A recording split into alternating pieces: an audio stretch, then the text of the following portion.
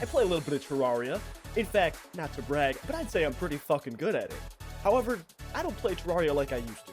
I used to sit in my room for hours playing the game on my mom's work computer and not know what the hell I was doing. And you know what? I kind of miss those days.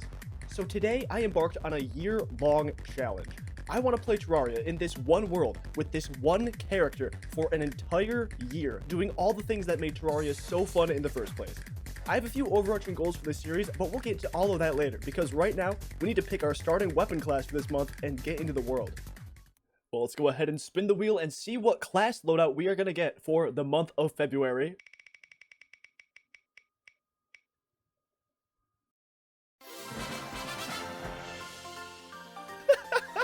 Alright, it looks like we're gonna get Mage, and yeah, don't ask about the picture, I didn't have a good picture to put for the Mage. Naturally, because I got the Mage class as my first class of this playthrough, I went ahead and made my character into Peter Griffin. And for the world, I made a medium-sized Master Mode world with a random choice of the Crimson and Corruption. We get the Corruption. Also, I'll say this now to get it out of the way, but this is technically a modded world. I don't have any content mods enabled, but I do have the Recipe Browser mod, as well as a mod to lock my camera in place for when I time-lapse building. I also have the cheat sheet mod just in case something out of my control happens, but I doubt I'll ever use it, and I'll let you guys know if I do. And now that our world is made, we can finally start by gathering some wood, trashing our starter sword, and inevitably dying to a small army of slimes. Thank you so much, Steve the Guide, for doing absolutely nothing when you knew I didn't have a weapon. I know you saw me crash my sword earlier, no! No, it's not his fault. He was born with an extra line of code, if you know what I mean. And making a few box houses to start getting some NPCs to move in. I'm gonna have a lot of time on my hands with this playthrough, so eventually I'll be making each NPC its own custom house and destroying these ugly box houses to build a base here instead. After a very fun night of the guide letting zombies into our house, in what I could only assume was an attempt at a negligent homicide, we made it through our first night. Now that we aren't trapped inside anymore by the manic clutches of Steve the Guide, we can finally go explore the world. And I'll take this time now to go over some more of the rules I have for this series. Each month, we'll have a set number of bosses that we can fight, so we don't just blitz through the game in the first month. But because there are 18 bosses in Terraria, not to mention the events, that means that most months we're going to have to double up on bosses. To keep the pacing of this series consistent, we'll always fight the last boss at the end of the month, and the bosses before it will be spread out sometime before that. So for this month, we'll do the King Slime about halfway through, and then the Eye of Cthulhu will be the last thing we do before moving on to March. But obviously, with that being said, in order to fight any boss at all, or any enemy really, we need to actually get a mage weapon that we can use. For this reason, we're traveling to a biome that's seen less action than your dad has for the past 18 years, the Underground Desert. I'm looking for a weapon that was introduced in Terraria 1.4 called the Thunder Zapper, which is by far the best early game mage weapon. The trade-off is that this weapon is kind of rare, and you can only find it in sandstone chests. So we found our first chest sitting out in the open, and nothing. Also, I definitely didn't die twice getting here. A little while, and definitely no deaths later, and I actually find a house. Channeling Solid Snake from Fortnite, I try to lure the antlion charger out of the house, only to be greeted with the sopping wet tongue of an antlion jumping on my bed, waking me up from my furry goth zombie mommy GF dreams. Making my way back to the house, I open the chest and find God punishing me for my lustful thoughts by giving me the middle finger in the form of the Snake Charmer's flute. Unfortunately, while I'm making my graceful escape from one of God's unholiest creatures, the Tomb Crawler, I get spanked by the ghost of every Terraria player that wrote fanfic of the zoologist. Thankfully, Red himself brought divine intervention and showed me not only another sandstone chest, but a life crystal as well. And so, for the third time, I drag my boots back to the underground house and snag myself a life crystal. God damn it, Antlion! For the fourth time, I get to the chest, and you know what? A bat statue. That's actually pretty useful. I'm fine with that. You know what, just because I can't fight anything yet, doesn't mean I can't craft anything useful, so before we plunge back into the overworld's child-friendly version of literal hell, let's craft some armor. I also tried a sneaky way to make the guide kill some of these zombies, but instead, the guide said fuck this shit, and tried to hit me with some mutually assured destruction by opening up the back door. Touché, guide. Not bad. Soon after our next trip into the desert, we find not one, but two more sandstone houses, and inside the first one, we finally get our hands on the Thunder Zapper with a pretty good 10% damage modifier too. And in the next house, we find yet another bat statue, which again, will be very useful later on, so I'm happy with that. The only downside is the sudden shock of feeling any positive emotion in the underground desert slowed down my reflexes so that I couldn't recall potion back home before I died. But hey, now we can finally play the game, at least somewhat competently, so we can now finally start to progress in the world.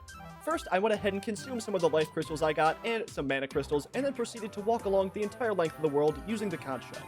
We find the dungeon pretty quick on the left side of the world, and although they changed the spawning of the water bolt to be deeper in the dungeon, I still wanted to check and see if we could find one just in case.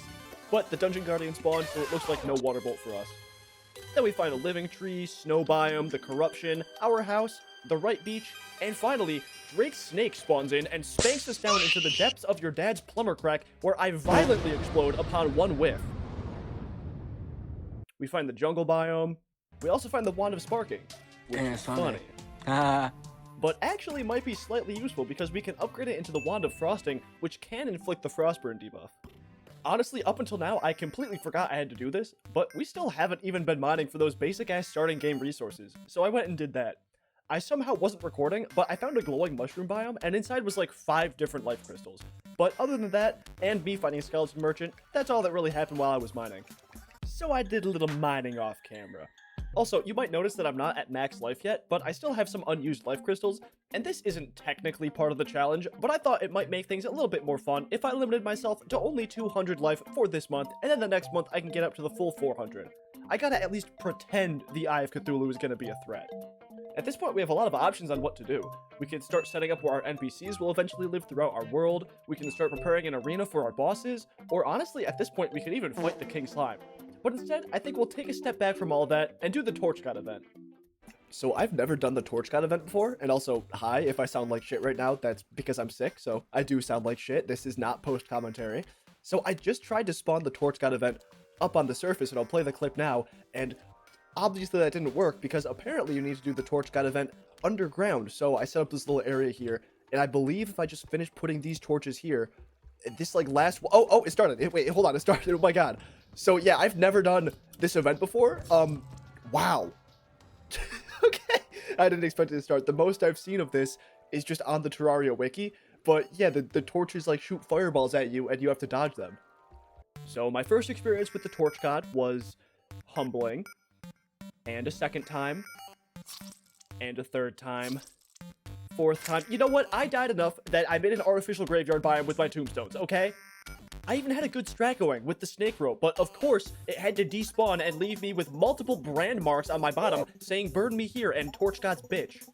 But that's okay, because on my 12th attempt, I finally got a turn to play on my wife's boyfriend's Xbox by literally just walking side to side. And going back up to the surface, we can consume the Torch God's favor, which will automatically change torches into their correct biome variants. It also looks like there's a slime ring going on, which might be our cue to go ahead and fight the King Slime. The timeline of events in this episode may seem a bit short, but at this point in the recording, I am about halfway through the month, and I know that not much has happened between then and now, but that's mostly because I've just been trying to balance my schedule with other things, and also, as you may have heard from the Torch God clip, I've been sick for a few days.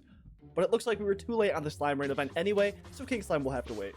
I decided instead to make myself an amethyst hook because apparently we had 41 amethyst lying around, and now I'm using the snake rope again to look for some floating islands.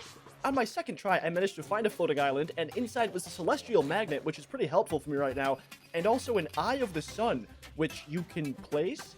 I've never seen this thing before, but I guess it's just some kind of decoration thing. I found a sky lake, another island with a red balloon, another sky lake, and then we reach the beach where we find the angler who unfortunately suffers an unavoidable accident. Oh, hey, remember a few minutes ago when I said I was sick? Well, I wasn't lying, and it got worse. And being sick meant that I wasn't at my computer for about a week. So, long story short, this is already the last week of February. I'll probably end up saying this again, but I know it doesn't seem like we did a lot this month, and we kinda didn't, but that's just because this was the first month. Once we start progressing more and more of the game opens up, we'll have a ton more to do each month. But with that being said, we still have a week left, and there's still so much more I want to set up in my world before the next month. So let's kick it off by going back and beating the King Slime. No, Eye of Cthulhu, not you, goddammit. Well, we might as well give Eye a shot and see how much more preparations we would need to do to fight it. The fight goes about as you would expect for having no Hermes boots, no double jump, no friends, no family, no self-esteem, no real drive in life to pursue happiness. But hey, we did get the boss down to about 86.5761% health, so that's pretty good for not being prepared at all to fight. then I head back into the mines where I find an ungodly amount of skeletons. And looking closer, it's because I find a pressure plate set up to a skeleton statue. But the reason I'm in the mines again is because I want to not only find some Hermes boots or maybe a Cloudnum bottle, but I also want to get a bunch of raw materials like stone so that I can start building a massive boss arena. And now that I'm not sick, I finally have the energy to chase after some miners. Undead miners, sorry. For the bone pickaxe. I ended up exploring a pretty large area, and eventually we did find some Hermes boots, but unfortunately, no miners. And now that we've explored the mines in the regular underground, it's time we do a little bit of exploring in the underground jungle.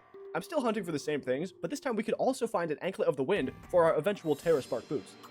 Long story short, we find the Staff of Regrowth, another miner that doesn't drop the pickaxe, a Cloudnum bottle, and a Cobalt breastplate to match our Cobalt pants that I don't even remember getting. Then another slime rain starts, so I head back up to the surface and try to farm enough slimes so that the king slime will spawn in naturally. Is it just me, or is the king slime completely adequately sized? In fact, he looks above average to me. Maybe it's just because I'm so used to modded Terraria, where the king slime is just so huge, which probably wouldn't even feel good anyway, and it would just hurt. Unrealistic. What I'm saying is that the king slime is normal size and fully functional. Anyway, the king slime fight went good. It got a little close a few times, especially when the slimes from the slime rain started to pile up, but we managed to take down our first boss. Now, normally I would go ahead and open up the treasure bag, but I think for this series, we're gonna wait till the very end of the year to open all the treasure bag. Nah, I'm just fucking with you. Let's go ahead and open it. And there isn't really anything useful in here apart from the slimy saddle, but you know what? It's something, so I'll take it. Seeing as we're now so close to the end of this month, there's only one final thing I want to do before we fight the Eye of Cthulhu, which is to set up a basic arena that will eventually scale when we have better gear and more blocks. However, to do that, I came to realize the best place to build an arena is actually where we have our NPC houses right now. Oh yeah, I also went fishing and handed in my first fishing quest, that doesn't matter. But back to the arena, I painstakingly moved all of my chests and destroyed the NPC houses, to which the NPCs responded by burying themselves as a form of protest, which I obviously just ignored and went ahead and built some more NPC houses over here and made myself a little cave for my stuff. Also, I organized my chest, which won't really matter for too long considering I plan on starting my base next month. Shut up, I wanted to. Now we can go ahead and start flattening out the ground and adding some bricks to make it look kawaii desu. I'm not going to make you all watch the terraforming, so here's what it looks like. Then I go back and place a platform layer and add in some pillars to make it look kakoi desu. It's a pretty big area, but I'll periodically expand it as we progress. And I thought that we could now go fight the Eye, but of course we get a blood moon. So instead we test our arena a bit by farming some enemies, and we get a money trough. Trout? Truth?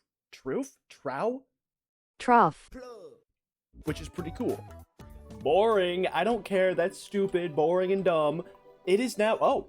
Hey, you know what? I guess I don't even need the Eye of Cthulhu spawner. It is now officially the end of the month. I got myself some buff potions, and we can finally go ahead and finish this month out strong by fighting the Eye of Cthulhu. Hey, and there it is. Let's go ahead and get this fight underway. Buff up, and this should be an easy win. And an easy win, it absolutely was. Even with the nerf to our health, if you can even call it that, the Thunder Zapper just absolutely melted the Eye, to the point where I think I only got hit twice? Maybe I should have used the Wand of Sparking instead. Let's go! Easy ass fight. But you know what, now that the Eye of Cthulhu has been defeated, we are officially done with this month, and this video can go ahead and wrap up. So while we're here wrapping up the video, let's go ahead and open up the treasure bag here. 3, 2, 1, bam.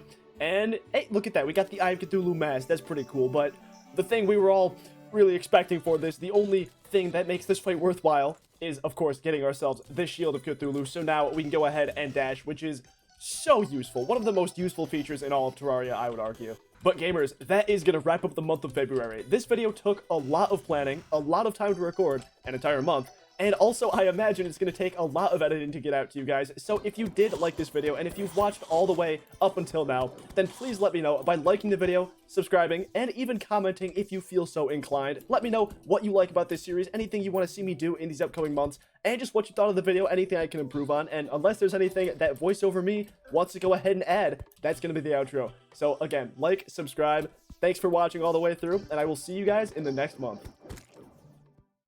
Ah, screw it. Bonus clip using only the Wand of Sparking.